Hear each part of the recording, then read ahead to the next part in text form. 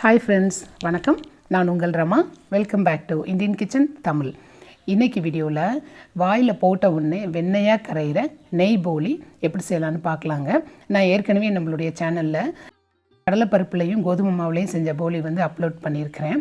இப்போ இந்த போலி கோதுமை மாவில் பாசிப்பருப்பு பூரணம் வச்சு நான் செஞ்சுருக்கிறேங்க.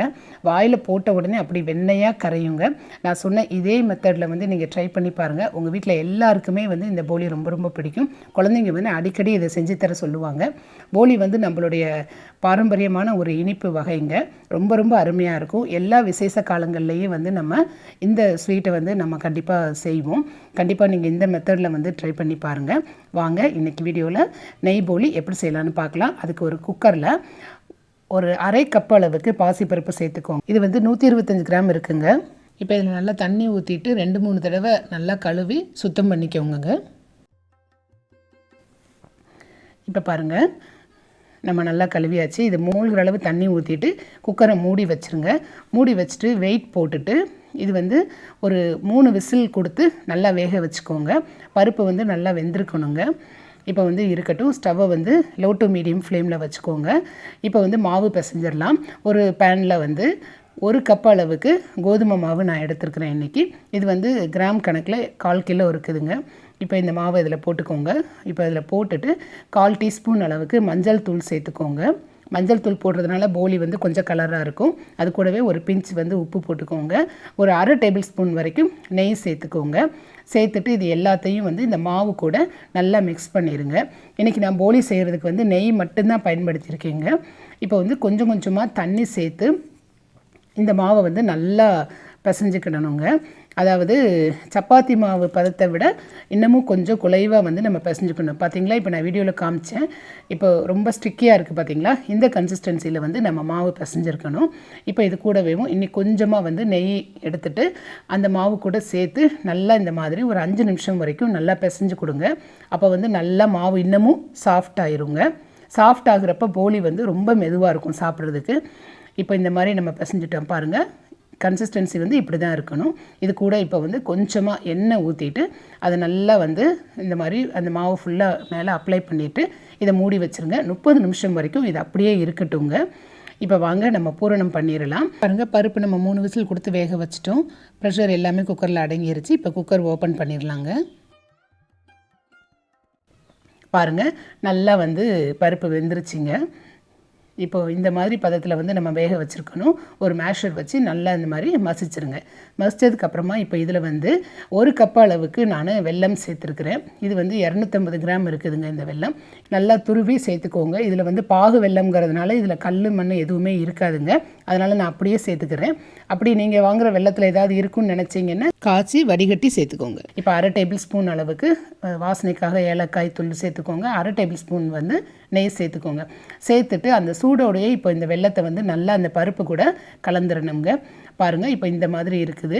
இப்போ இதை நம்ம இன்னமும் அடுப்பில் வச்சு அப்படியும் நல்லா கிளறணும். கிளறப்ப நல்லா அப்படியும் கட்டிப்பட்டுருங்க. இப்போ வாங்க, பார்த்திங்களா, இப்போ இந்த மாதிரி லிக்விடாக இருக்குது. இது இன்னும் கொஞ்சம் நேரம் ஆக ஆக நல்லா இறுகிருங்க. இப்போ இந்த அளவுக்கு நீங்கள் கலந்து விட்டுட்டே இருங்க. ஸ்டவ்வை நல்லா சிம்மில் வச்சுட்டு கலந்துக்கோங்க. அப்போ தான் கரெக்டாக இருக்கும், அடிப்பிடிக்காமல் இருக்கும். பாருங்கள், இந்த பதத்துக்கு இருக்கணும் மாவு. அங்கங்கே பருப்பு லேசாக தென்படணுங்க. அப்போ தான் நல்லாயிருக்கும். இப்போ பாருங்கள், பூரணம் நல்லா கட்டியாயிருச்சிங்க. அது வரைக்கும் நம்ம அடுப்பில் வச்சு இந்த மாதிரி கிளறிட்டே இருக்கணுங்க. இப்போ பாருங்கள், இந்த அளவுக்கு கட்டியாக இருந்த போதும் இது நல்லா நம்ம இப்போ ஆற வச்சிடணுங்க. இப்போ பாருங்கள், மாவு நல்லா ஆறிடுச்சுங்க. இதனுடைய பதம் பார்த்திங்கன்னா இப்படி உருட்டுறப்ப நல்லா இந்த மாதிரி பால் மாதிரி உருட்டுறதுக்கு வரணுங்க. இதுதான் சரியான பதம். அது வரைக்கும் நீங்கள் அடுப்பில் வச்சு நல்லா கிண்டிக்கணும்.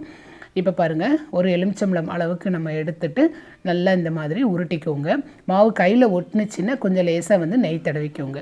அவ்வளோதாங்க. நம்ம இந்த மாதிரி பூரணம் எல்லாமே இப்போ உருட்டி வச்சாச்சு. இப்போ வாங்க இந்த மாவு பார்த்துடலாம். மேல் மாவு பாருங்கள், நல்லா சாஃப்ட் ஆயிடுச்சு. பார்த்திங்களா, இந்த அளவுக்கு நம்ம சாஃப்டாக ஆக்கியிருக்கோம் மாவை. இப்போ இதில் அதே அளவுக்கு எடுத்துக்கோங்க மாவு. அதாவது ஒரு எலுமிச்சம்பழம் அளவுக்கு மாவு எடுத்துட்டு இந்த மாதிரி கைகளால் நல்லா உருட்டி வச்சுக்கோங்க. இப்போ இந்த மாவு வந்து நம்ம கையால் தட்ட போகிறதில்ல, சப்பாத்தி கட்டையில் வச்சு தேய்க்க போகிறோம். அதனால் இந்த மாதிரி தூள் மாவை வந்து நீங்கள் சேர்த்துக்கோங்க. அந்த ரா ஃப்ளாரை வந்து சேர்த்துக்கோங்க. அப்போ தான் வந்து ஒட்டாமல் இருக்கும். நம்ம சப்பாத்தி தேய்ப்போம் பார்த்தீங்களா, அதே மாதிரி தான் தேய்க்கணுங்க. இப்போ கொஞ்சமாக இந்த மாதிரி மாவை தெளிச்சுட்டு இந்த மாவை வந்து வெளியில் மேலே அப்படியே வச்சுட்டு லேசாக இந்த மாதிரி உருட்டிக்கோங்க. இப்போ பார்த்திங்களா, நம்ம அந்த பச்சை மாவு தேய்ச்சது போட்டதுனால கொஞ்சம் கூட ஒட்டலை. ஒரு பூரணத்தை வந்து எடுத்து உள்ளே வச்சுட்டு இதை அப்படியே வந்து ஃபுல்லாக க்ளோஸ் பண்ணிடுங்க. க்ளோஸ் பண்ணிவிட்டு நம்ம நல்லா சப்பாத்தி தேய்க்கிற மாதிரி தேய்க்கணுங்க. மேலே எக்ஸஸாக இருக்கிற மாவை வந்து லேசாக அப்படியே வந்து கொஞ்சமாக அப்படியே பிச்சு எடுத்துருங்க. அவ்வளோதாங்க. எடுத்துட்டு க்ளோஸ் பண்ண அந்த பார்ட் வந்து அடியில் இருக்கிற மாதிரி பார்த்துக்கோங்க. அப்போ தான் வந்து பிரிஞ்சு பூரணம் வந்து வெளியே வராமல் இருக்கும். இதை இந்த மாதிரி வந்து கவுத்தி வச்சுக்கோங்க. நல்லா க்ளோஸ் பண்ணிவிட்டு இந்த மாதிரி கவுத்தி வச்சுக்கோங்க. இப்போ லேசாக இந்த மாதிரி பொடி மாவு தூவிட்டு நம்ம இப்போ சப்பாத்திக்கு தேய்ப்போம் பார்த்திங்களா, அதே மாதிரி வந்து தேய்க்கணுங்க. ரொம்ப அழுத்தி தேய்க்கக்கூடாது, நல்லா ஜென்டிலாக தேய்க்கணும். அதுக்கு வந்து நீங்கள் இந்த பொடி மாவு தூவினீங்கன்னா தான் ஒட்டாமல் நல்லா வருங்க. ஏன்னா நம்ம ஏற்கனவே வந்து மாவை ரொம்ப சாஃப்டாக்கியிருக்கோம். அப்படிங்கிறப்ப நம்ம ஸ்பின் சப்பாத்தி தேய்க்கணும் அப்படிங்கிறப்ப வந்து இந்த பொடி மாவை நல்லா தூவிக்கிட்டால் தான் நல்லா வரும். இப்போ பாருங்கள், இந்த அளவுக்கு நான் ஸ்ப்ரெட் பண்ணியிருக்கிறேன். இதையும் விடவும் நம்ம நல்லா தின்னாக வந்து தேய்க்கணும். அப்போ தான் வந்து போலி நல்லா சாஃப்டாக இருக்குங்க. இப்போ பாருங்கள், இந்த அளவுக்கு நம்ம தேய்ச்சாச்சு. இப்போ இதை நம்ம அப்படியே வந்து தோசை தவாவில் வந்து போட்டு எடுக்க வேண்டியதான். அவ்வளோதாங்க. அந்த எட்ஜஸை மட்டும் நல்லா தடிமனாக இல்லாமல் பார்த்துக்கோங்க. அவ்வளோதான். இப்போ இந்த அளவுக்கு வந்து இருக்கணும் நம்ம தேய்ச்ச மாவு.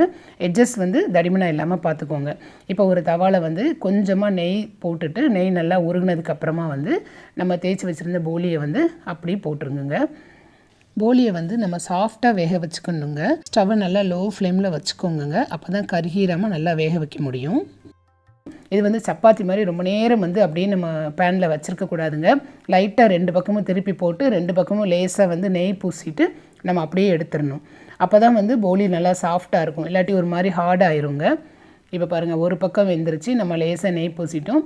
மறுபடியும் இன்னொரு பக்கத்தை வந்து அப்படியே திருப்பி போட்டு அப்படியே எடுத்துடணும். 2 தடவை அப்படியே திருப்பி போட்டு 2 பக்கத்துலேயே நெய் தடவிட்டு எடுத்தாச்சு.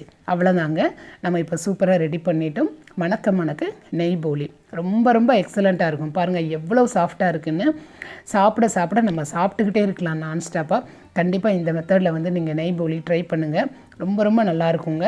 உங்கள் வீட்டு குழந்தைங்க எல்லாத்துக்குமே இது வந்து ரொம்ப பிடிக்கும். எல்லா பண்டிகை காலங்கள்லேயும் நம்ம பொதுவாக நெய் போலி வந்து நம்ம செய்வோம்.